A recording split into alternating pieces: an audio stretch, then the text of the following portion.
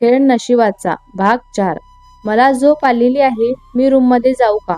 आता अजून तो काय करायला लावेल काय माहिती, म्हणून ती लगेच म्हणाली. युगवीर म्हणाला, जेवण झालं की लगेच झोपायचं नाही. त्याने एक वैतागलेला लूक दिला होता. सायली म्हणाली, कुठं जायचं आहे मग?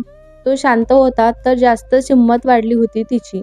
युगवीर म्हणाला, हे बघ सायली, मी शांत आहे याचा फायदा तू घेऊ नकोस. तू माझी होणारी बायको आहेस, म्हणून मी तुला शब्दात सांगत आहे. तुझ्या जागी जर दुसरं कोणी असतं तर मी त्याला जिवंत सोडलेलं नसतं. तो आता तिला खडसावूनच शब्दात सांगत होता. पण तिचं तोंड बघून त्याला समजलेलंच होतं की तिला काही समजलेलं नाही ते म्हणून तो बोलायला लागला होता. मला प्रश्न विचारलेलं मला बिलकुल आवडत नाही. मी जे बोलतो ते डोळे आणि मान खाली घालून ऐकायचं आणि तसंच करायचं, असं माझं मत आहे. आता तो दात खाऊन बोलत होता. तिने घाबरून हो मध्ये मान हलवली होती. मामी सतत तिचा छळ करत असायची, सतत तिला त्रास द्यायची, तिच्यावर हात उचलायची, म्हणून तिला सतत घाबरायची. जणू सवयच पडलेली होती तिला. तिच्यावर होणारा अन्याय सहन करायची सवय झालेली होती तिला आता. अन्यायाविरुद्ध आवाज उठायला कधी जमलंच नाही तिला. वाईट परिस्थितीमधून मार्ग काढायचा विचार ती करायची, पण त्यात अडथळे दिसतातच. हार मानायची ती. तशी ती हुशार होती, पण खूप लहान वयापासून तिने फक्त सहन करायला शिकली होती.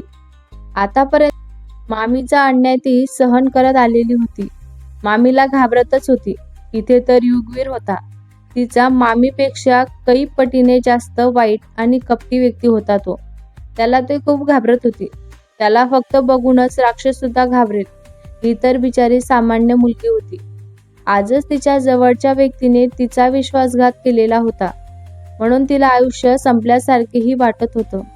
त्यात युगवीर सारखा राक्षस तिच्या आयुष्यात बिन बोलवताच आलेला होता. तिचं डोकंच बंद पडलेलं होतं आता, आणि तेच डोकं ओरडून ओरडून सांगत होतं, तुला सतत घाबरायची आणि सहन करायची सवय झालेलीच आहे, तर तू तेच कर. तो तिला घेऊन व्हीलच्या बाहेर गेला होता आणि चारही बाजूंनी व्हील दाखवलेला होता तिला. व्हीलच्या चारही बाजूंनी गार्डची फौज होती. गेटवर तर घोळंकाच होता त्यांचा. प्रत्येकाच्या हातात बंदुकी होत्या. नक्की त्याचं काय चालू आहे हेच तिला समजलेलं नव्हतं. विना दाखवून झाल्यावर तो तिला पुन्हा आतमध्ये घेऊन आला आणि सोफ्यावर रेलून बसला होता. पण ती त्याच्या समोर उभीच होती. युगवीर म्हणाला, पळून जायचा रस्ता भेटला का तुला? त्याच्या अचानक आलेल्या प्रश्नामुळे ती जरा गोंधळलीच होती. तिला समजलं नाही तो काय विचारतोय ते म्हणून. ते त्याला समजलं म्हणून परत त्याने बोलायला सुरुवात केली होती. मगाशी मी तुला आंघोळ करायला सांगून रूममधून गेलो ना, तेव्हा गॅलरीमध्ये थांबून पळून जायचा रस्ता शोधत होतीस ना तू, म्हणून तुला मी सगळं दाखवून आणलेलं आहे. युगरच्या तोंडून हे शब्द बाहेर पडताच तिने चमकून त्याच्याकडे पाहिलं होतं. सायली म्हणाली, नाही, ते मी फक्त गॅलरीमध्ये बघत होते. तिने लगेच सावरासावरी केली. त्याला कसं समजलं म्हणून घाबरत सुद्धा होती ती. युगवीर म्हणाला, खोटं अजिबात बोलायचं नाही माझ्याशी. तुझ्या डोळ्यांनीच आता तू बघितलेलं आहेत ना, इथून बाहेर जाण्याचा कोणताही मार्ग नाही आहे. मी हेच एक तुला दाखवायला घेऊन गेलेलो होतो. उगाच पळून जायचे व्यर्थ प्रयत्न तू करू नकोस. माझ्या परवानगीशिवाय तूच काय मुंगीही बाहेर जाऊ शकत नाही. पण तू तसा प्रयत्न जरी केलास ना, तरी त्याचे परिणाम खूपच वाईट होतील. तो म्हणाला तसं आता तिला समजलेलंच होतं. तो तिला व्हीलच्या चारही बाजूंनी का फिरवत होता म्हणून ते. इथून बाहेर पडणं अशक्य आहे हे तिलाही केव्हाचं समजलेलंच होतं. जेव्हा ती गॅलरीतून जागेचं निरीक्षण करत होती. सायली म्हणाली, मला इथं राहायचं नाही आहे. प्लीज मला जाऊ द्या ना. प्लीज मला घरी जायचं आहे. हवं तर मला मारून टाका तुम्ही, पण मला इथं राहायचं नाही आहे. ती हात जोडून कळवळून बोलत होती. त्याला विनंती करत होती. युगवीर म्हणाला, मी तुला या आधीही सांगितलेलं आहे. तुझ्या आयुष्यावर फक्त माझा हक्क आहे. मी तुला मारूनही टाकणार नाही आहे. तुला इथंच राहावं लागेल. तुझ्याकडे दुसरा कोणताच पर्याय नाही आहे. जर तू हे सगळं खुशी खुशी स्वीकारलं ना, तर तुला कोणताच त्रास होणार नाही आणि कशाचीही कमी सुद्धा होणार नाही. तो खांदे उडवून म्हणाला होता. तुला झोप आली होती ना मगाशी? जा. ती तशीच उभी होती म्हणून तो तिला म्हणाला होता. मग ती खोलीत निघून गेली. पुन्हा सोफ्यावर जाऊन आडवी झालेली होती. तिचं डोकं आणि शरीर दोन्हीही थकलेलं होतं म्हणून तिला लगेच झोप सुद्धा लागली. थोड्या वेळाने तो रूममध्ये आला होता तेव्हा तिला परत सोफ्यावर बघून त्याची सटकलीच होती आता. त्याला खूप राग आलेला होता. त्याने पाण्याचा भरलेला जग उचलला आणि त्यातील सगळं पाणी तिच्या तोंडावर फेकून मारलं. ती दचकून उठली आणि त्याला बघून ताडकन उभी राहिली. तिच्या केसांपासून ते सगळे कपडे भिजलेलेच होते आज. डोळ्यांची फडफड करत घाबरलेल्या नजरेने त्याच्याकडेच बघत होती ती. याआधीही तू येथे झोपली होतीस ना, पण मी तुला काही बोललो नाही. तुला उचलून बेडवर झोपवलं मी. ही वॉर्निंग होती तुला. तू परत तेच काम केलं. पण तू परत येथे येऊन झोपली आणि मी वॉर्निंग एकदाच देत असतो, परत नाही. तो खडसावून सांगत होता आणि बोलत होता. जा आता चेंज करून ये. तिने हुंकार भरला आणि चेंजिंग रूम मध्ये निघून गेली. चेंज करून बाहेर आली तेव्हा तिने बघितलं तो बेडवर झोपलेला होता. पाठीवर सरळ रेषेत. एक हात फोल्ड करून डोक्याखाली आणि एक पाय अंगावर एक ठेवून व्यवस्थित झोपलेला होता तो. ती आल्याचं त्याला समजलं होतं पण काही बोलला नाही तो. बहुतेक त्याला बघायचं असेल. त्याने सांगितलेलं तिच्या डोक्यात गेलं की नाही ते म्हणून तो सगळं काही बघत होता. पण बराच वेळ झाला तरीही ती जागची हल्लीच नाही. तेथेच उभी होती ती. म्हणून त्याने मान वाकडी करून पाहिलं आणि तिला हाका मारली. येऊन झोपा आता मॅडम.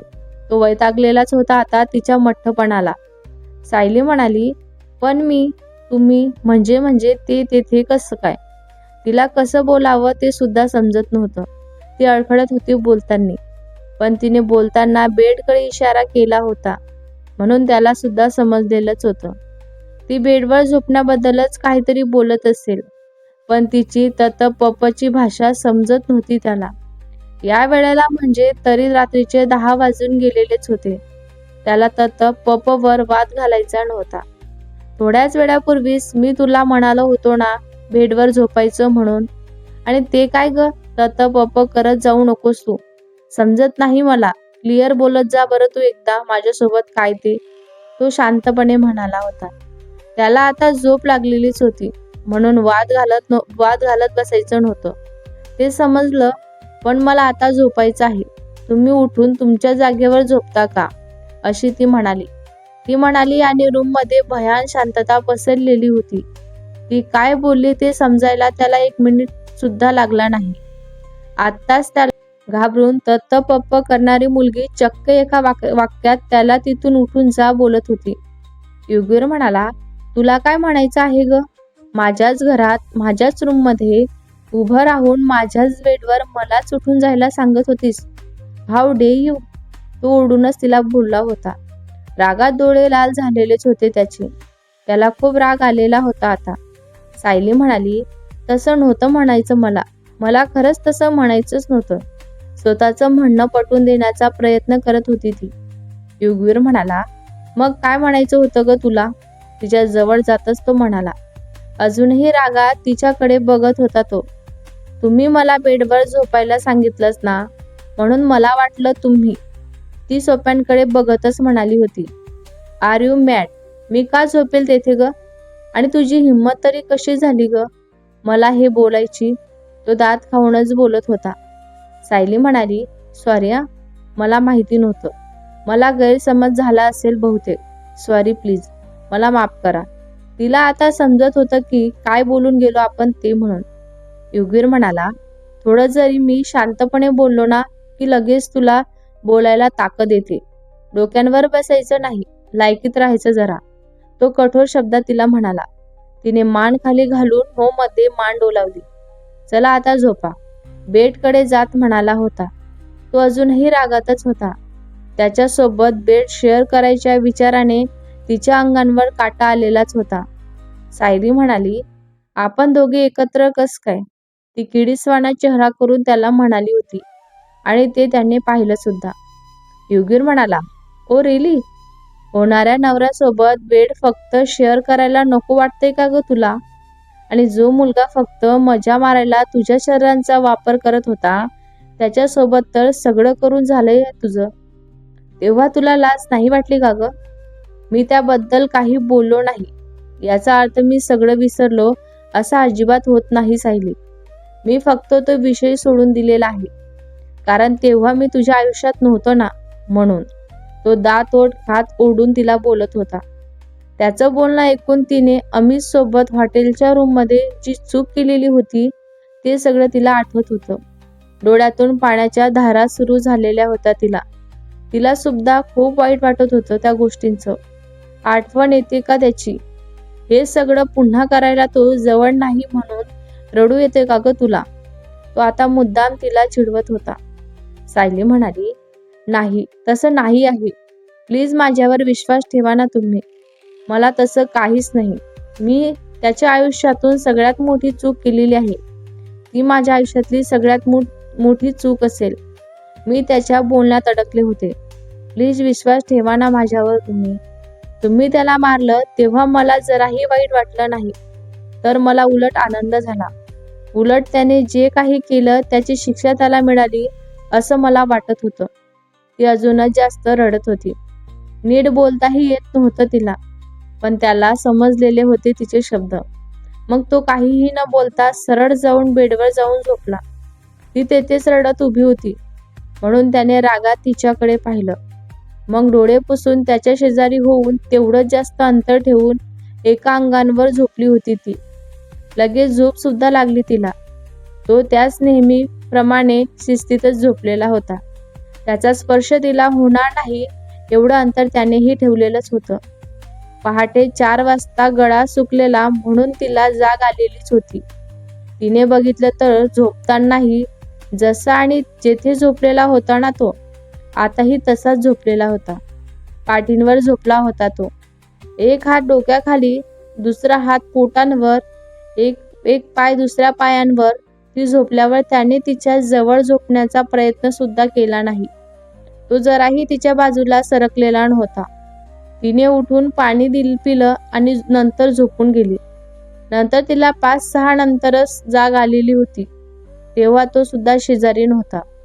तिने इकडं तिकडं मान फिरून बघितली. तो रूममध्ये सुद्धा नाही आहे हे समजतात तिने सुटकेचा श्वास सोडला होता आणि उठून आंघोळीसाठी निघून गेली. तिने आंघोळ करून तिच्यासाठी त्याने जे काही कपडे मागवलेले होते त्यातूनच एक ड्रेस घालून ती तयार झाली होती. पर्पल कलरचं टॉप आणि जीन्स घातलेली होती तिने आज. केसांचा बो बांधलेला होता तिने. मेकअप काहीच केलेलं नव्हतं तिनं.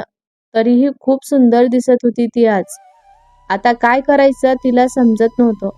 भूक पण तिला खूप लागलेली होती, पण खाली जाऊन त्याचं तोंड बघायची इच्छा नव्हती तिची, म्हणून ती तशी सोफ्यावर बसून राहिली. काही वेळाने कोणीतरी दार वाजवल्याचं समजताच उठून तिने दार उघडलं. सीता म्हणाली, गुड मॉर्निंग मॉम, सरांनी तुम्हाला खाली बोलावलेलं आहे. सीता स्माईल करून म्हणाली होती. तिथे सायलीच्या तोंडांवर 12 वाजलेले होते आता. सायली म्हणाली, हो येते. त्याचं तोंड बघायला नको म्हणून इथे बसून होती मी आता. आता तर त्यानेच बोलवलेलं होतं, तर जावंच लागणार होतं तिला. तो हॉलमध्ये संदीप सोबत बोलत होता, म्हणून ती थोड्या अंतरावर थांबून त्याचं बोलणं व्हायची वाट बघत होती. काही वेळाने संदीप निघून गेला. तेव्हा ती त्याच्याकडे गेली. युगवीर म्हणाला, नाश्ता करायचा नाही का तुला? तो शांतपणे म्हणाला. तिने होकार मारत एक मान डोलावलीच होती. चल. तो डायनिंग टेबलच्या दिशेने जात म्हणाला. मग ती त्याच्या मागे गेली. तो त्याच्या नेहमीच्या खुर्चीत जाऊन बसला होता, पण सायलीने पुन्हा तेच केलं. त्याच्यापासून सगळ्यात लांब असलेल्या खुर्चीत जाऊन ती बसली होती आणि युगवीरचा रागाचा ज्वालामुखीमध्ये स्वतःला जाळण्याची तयारी तिने केलेलीच होती. त्याला आता खूप राग आलेला होता. सायली, इथे येऊन बस. तो दात खातच त्याच्या शेजारच्या खुर्चीकडे इशारा करून तिला म्हणाला होता. मग काहीही न बोलता येऊन त्याच्या शेजारच्या खुर्चीत ती जाऊन बसली. तोही काही बोलला नाही. तेव्हाच एक स्टॉपने दोघांना चहा आणून दिला आणि नाश्ता सुद्धा आणून दिला आणि सर्व केलं. आताही नाश्त्यामध्ये बरेच काही पदार्थ बनवलेले होते. पोहे, जाम, ब्रेड, इडली, डोसा, सांबार, फ्रूट्स, सायली, हात दाखव तुझा. सायली म्हणाली, हं. तिने न समजून विचारलेलंच होतं. युगवीर म्हणाला, हात बघू तुझा. तो शांतच होता. तिने तिचा हात पुढं केला. त्याने तिचा हात स्वतःच्या एका हाताने धरला आणि स्वतःच्या दुसरा हात खूपच प्रेमाने तिच्या हातांवर हात फिरवला आणि बघता बघता पटकन समोर असलेल्या गरमागरम चहाच्या कपात तिचं बोट टाकलेलं होतं. तिने तो बोट बाहेर घेऊ नये म्हणून तिचा हात घट्ट धरून ठेवला होता. ती वेदनेने तडफडू लागली होती आणि त्याच्या चेहऱ्यावर खुन्नसी हसू आलेलं होतं. सायली म्हणाली, प्लीज सोडा ना मला, प्लीज सोडा. आई ग, सोडा ना, खूप त्रास होतोय, प्लीज सोडा मला. असहाय्य वेदनेने रडायला सुरुवात केलेली होती तिने आज, पण त्याला दया आली नाही तिची. जेव्हा त्याला सोडायचं होतं तेव्हाच त्याने तिचा हात सोडला. तिला असं त्याच्या पुढे असहाय्य बघून त्याचं मन शांत झालेलं होतं. युगवीर म्हणाला, दुखतंय का ग? नाटकीपणाने विचारलं त्याने तिला. तिने विचित्र नजरेने पाहिलं त्याच्याकडे. त्याचं वागणं समजत नव्हतं तिला. नजर खाली ठेवायची माझ्या पुढं, नाहीतर डोळे फाडून ठेवील तुझे. आता ते रडणं थांबव आणि कान उघडे ठेवून ऐकायचं आणि कायम तुझ्या अक्कल नसलेल्या रिकाम्या डोक्यात फिट करून ठेवायचं. रिकामे कामं करायचे नाही. मी कुठेही बसलेलो असेल ना तरी माझ्या शेजारी येऊन बसायचं तू. मी उभा असेल तर माझ्या शेजारीच उभं राहायचं तू. फक्त मी काम करत असेल ना तेव्हाच माझ्यापासून लांब राहायचं. बोलताना त्याने 2 वेळा तिच्या कपाळांवर टॅप केलं होतं आणि मग तोच हात तिच्या केसात घातला. तिने नाक ओढत हुंकार भरला होता. बोलण्यासाठी तोंडातून शब्दच बाहेर पडत नव्हते तिचे. मी तुला म्हणालो होतो ना, मी एकदाच वॉर्निंग देत असतो आणि ती काल मी तुला दिलेलीच होती. काल तुला शेजारी येऊन बसायला सांगितलेलंच होतं मी, पण तू मूर्खपणा केला. पण बहुतेक तू मला सिरियसली घेतच नाहीस ना, म्हणून तुला आज तसं केलं मी. तो नजर राखून तिच्याकडे बघत म्हणाला होता. सायली म्हणाली, सॉरी मी परत तसं नाही करणार आणि अशी वागणार सुद्धा नाही. अजूनही तिच्या डोळ्यातून पाणी येतच होतं, पण आवाज रडण्याचा काही बंद झालेला नव्हता तिचा. युगवीर म्हणाला, गुड गर्ल, नाश्ता कर आता तू. तो स्वतःच्या ताटातलं खात म्हणाला होता. तिने खाली मान घालून खायला सुरुवात केली.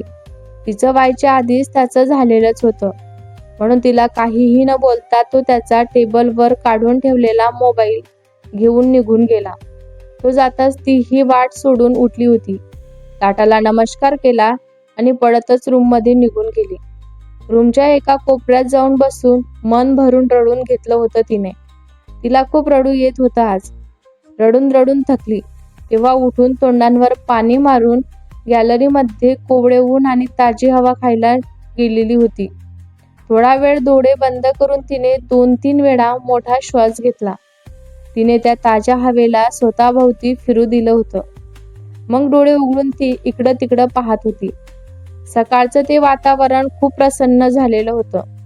व्हीलच्या आजूबाजूला खूप वेगवेगळ्या प्रकारांची लहान मोठी झाडे होती. काही झाडे छान फुलांनी भरलेली होती तर काहींना एकही फूल नव्हतं. आयुष्याचंही असंच असतं ना, सगळ्यांकडे सगळे सुख भेटत नाहीत ना, कधी दुःख सुद्धा भेटत असतात. मोठ्या झाडांच्या फांदींवर पक्ष्यांचा चिवचिवाट चालू झालेला होता. ती ते सुंदर दृश्य पाहतच होती की अचानक तिचं लक्ष त्याच्याकडेच गेलं, जो थोड्याच अंतरावर त्याच्या गाडीला पाठ टेकून रुबाबात उभा होता. त्याचे केस हवेत उडत होते. त्याचा एक हात खिशात आणि दुसरा हात शुभांगीच्या हातात होता. शुभांगी नको तिकडी त्याला खेटून उभी होती.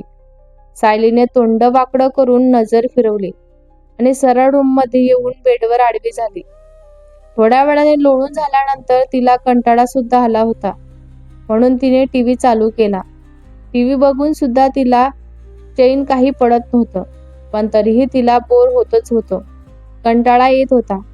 मग उठून सरळ खाली गेली, पण तिच्यासोबत गप्पा मारायला कोणीच नव्हतं. ती व्हीलच्या हॉलमध्ये फिरू लागलेली होती. सीता म्हणाली, मॅडम, तुम्हाला काही हवं आहे का? मी काही मदत करू का तुम्हाला? तिला एकटंच इकडं तिकडं भटकताना बघून सीता तेथे आली होती. सीताला वाटलं ती काहीतरी शोधत आहे असं तिला वाटत होतं. सायली म्हणाली, नाही, मला काही नको आहे. ते मला एकटं बसून कंटाळा आलेला होता ना, आणि इथं काही काम पण नसतं ना मला, म्हणून असंच फिरत होते मी. सायली उदास होऊन तिला म्हणाली होती. सीता म्हणाली, मॅडम, मी एक सुचू का तुम्हाला? सायलीचा पडलेला चेहरा बघून सीतालाही वाईटच वाटत होते. सायली म्हणाली, बोला ना, काय बोलायचं तुम्हाला? सीता म्हणाली, मॅडम, तुम्ही पूर्ण विला फिरून बघा ना. हा विला खूप मोठा आहे. वेळ कुठे जाईल ना, तुम्हाला सुद्धा समजणार नाही. सीता चेहरा हसरा ठेवून तिला म्हणाली होती. सायली म्हणाली, नाही नको, मी नंतर कधीतरी बघेल. आज नाही बघायचा मला.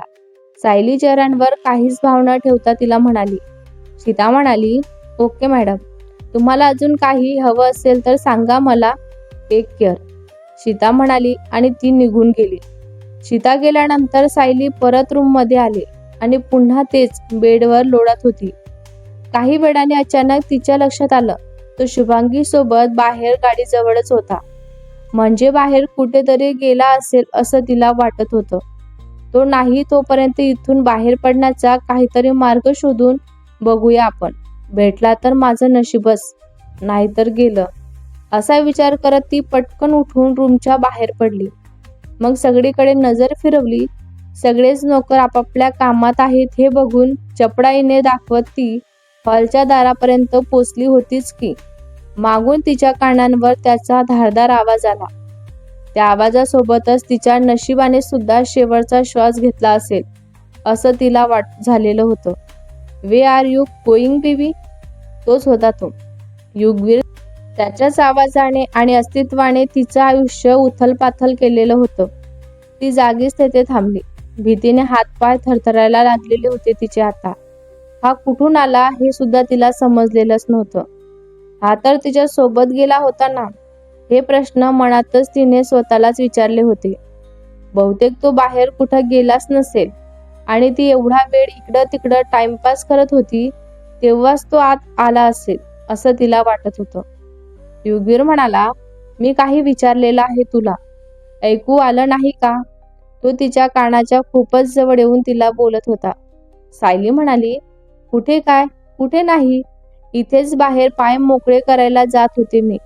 एका जागी बसून कंटाळा येत होता ना मला, म्हणून मला वाटलं थोडं मोकळं फिरून यावं. तिने जमिनीकडे बघतच म्हणाली होती. युगवीर म्हणाला, पण तुला बघून तर असं वाटतंय तू पडून जात होतीस की काय? मी का रात्रीच तुला वॉर्न केलेलं होतं ना? तुला सांगितलं ना तू पडून जायचा विचार सुद्धा करायचा नाही म्हणून. विसरलीस की काय? त्यानंतर पडून जायचा विचार सुद्धा तुझ्या डोक्यात आला नाही पाहिजे होता. मला वाटतंय तुला शब्दाची भाषा समजत नाही. तो दात खाऊन रागात बोलत होता. त्याच्या डोळ्यात रागाचा पूर आलेला होता. त्याला आता खूप राग आलेला होता. आता जे होईल त्याची जिम्मेदार फक्त तूच असेल सायली. तो खुणसे हसत म्हणाला होता. संदीप? त्याने खूपच जोरात संदीपला हाक मारली. त्याचा आवाज ऐकून ती दचकूनच 2 पावले मागे झाली. भेटूया पुढच्या भागात. हा भाग तुम्हाला कसा वाटला कमेंट करून नक्की सांगा. व्हिडिओ आवडला असल्यास लाईक करा, शेअर करा. नवीन असाल तर चॅनलला सबस्क्राईब करा. धन्यवाद.